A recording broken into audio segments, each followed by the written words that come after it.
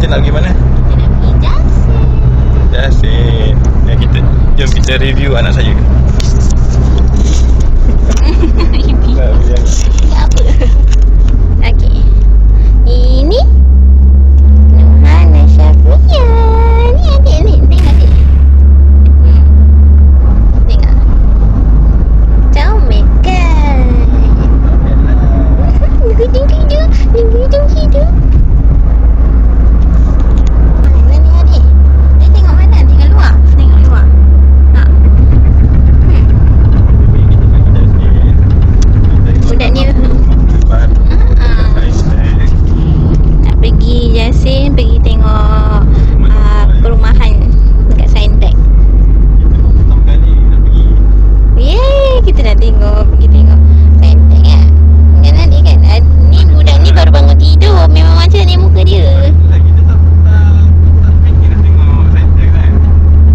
Oh, tapi sebab kita dengar ni lah, apa nama, banyak yang komplain, sebab tu yang tak jadi tu. Sorry Syafia.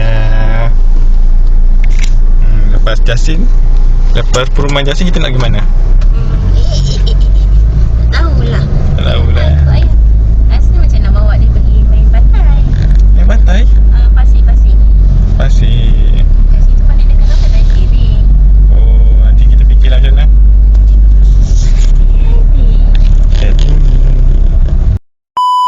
Sekarang kita sudah sampai di kawasan perumahan Jasin. Korang boleh lihat ni. So kita akan review satu rumah pemilik berharga 180. Ya, jom. Ni isteri saya. Ni anak saya. Sekejap kita tanya dulu orangnya. Ni kawasan perumahan. Rumah contoh di kawasan Jasin. Ni isteri saya. Syafia. Ni kawasan perumahan dia. Kita dekat atas. Ada 4 bilik tidur, 3 bilik air. Bawah ni kalau ikutkan dia sama macam sebelah cik. Cuma yang ni Pun contoh golek.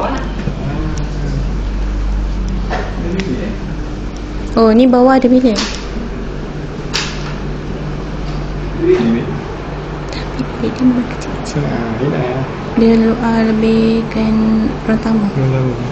Belakang untuk rumah ni dia ada 6 kaki. Selalu lah jalan Sebelah 5 kaki. Yang ni Besar sikit lah. yang ni panjang 1 kaki. Panjang 1 kaki. Macam main. Cermin macam ni bagus ni. Besar. Dia tengok. Besar sangat cermin. Takut ni. Bilik ni besar tak? Toilet. Bilik. Bilik besar. Besar. Bilik lebih besar. And then dekat atas dia ada family hall. Oh. Boleh tengok? Boleh.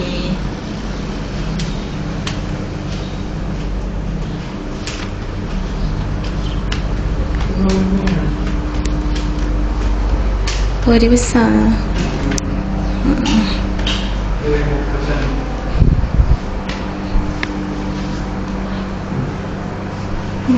Cantik. Letak kursi pun. Bilik ada 3 kan? Bilik air ada 3. 1 dekat bawah, 2 dekat atas. Master ni dia ada bilik air sendiri. So tak perlu share lah. So juga. Yang ni master pun kita ada attach dengan balcony. Cantik lah. Yang rebate 27,000 tu kan? Dapat yang kunci dapat kan? Lepas ambil kunci rumah. Ke rumah saya kau lah. Betul? Faham.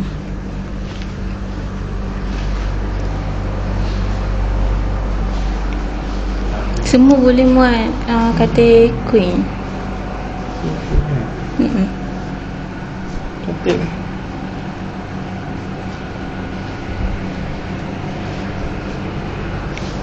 Dulu ingat nak pergi kat sini tapi kita pun kahwin lagi kan. Cantik pun tak. Boleh sepeda. Nanti saya hantar details dekat adik. So kalau berminat kan, biasa first step saya akan minta payslip dulu lah. Untuk semak kelayakan. Kalau loan boleh lepas, sudah boleh proses pilih unit lah. Kalau macam di kerajaan Kerajaan boleh. Boleh apply under government loan. Government loan lagi senang cik, sebab dia akan start bayar lepas ambil kunci. Kalau swasta bayar sekarang lah macam Kalau swasta, rumah dalam pembinaan kan, kita kena bayar untuk progres rumah lah. Dia beza.